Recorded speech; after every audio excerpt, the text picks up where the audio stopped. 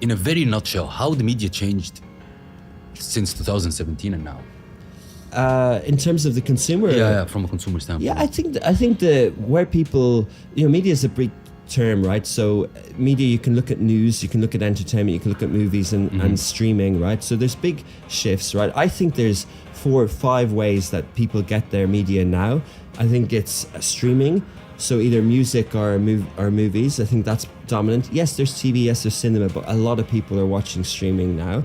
Netflix launched here in 2016, right? But a lot of stuff is happening on streaming.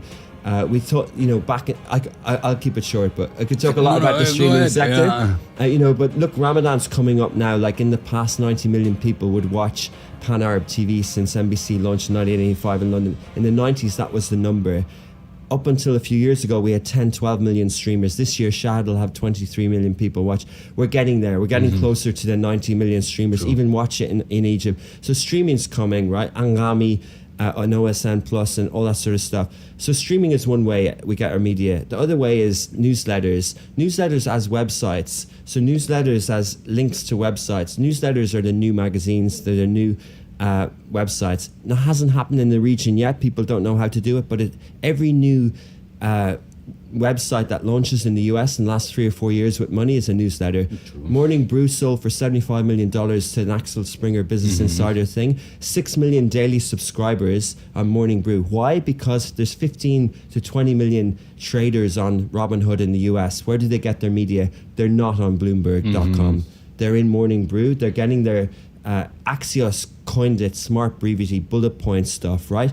Puck, Semaphore. Semaphore is Bloomberg and New York Times guy. Semaphore is a newsletter events business. True. And it's the new FT, it's the new Financial Times. So they're all this stuff. That's the second thing. The third thing is podcast. Podcast is the new TV show.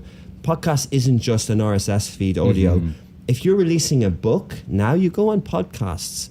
You go on Huberman or Joe Rogan and it's Dive a CEO. True. 10, 15 years ago, you go on the Tonight Show or the Late Late Show. Even the presidential elections now on podcasts. All podcasts. Debates. Podcast isn't just audio. You mentioned earlier the camera setup you have here. Look at the lighting, look at the setup, look at all this. This is new TV. True. And if people think it's like, oh, I don't listen to podcasts, you're consuming podcasts across, and that's the third one. And the fourth one is vertical video. Social media is social media dying? Vertical video is taken over. Content creators is taken over. And the fifth one is messaging apps. Content creators are taking over vertical video like you, but individuals aren't posting. If you ask any audience or any group of friends, when's the last time you posted on your feed on Instagram or on Facebook? And they're saying, oh, Christmas, Correct. birthday, like what, Valentine, stuff like that. Like when's the last time that you shared something that you did in a WhatsApp group with friends or family? 5-a-side football, a run that you did, sweat, like we're sharing privately. True. And the thing is, like the apps, the messaging apps is where brands will be, right? So that's the fifth way of people consuming media. Look, open your WhatsApp app and look at the bottom left-hand corner. Most people have it. Meta update these algorithms, these status updates by different people.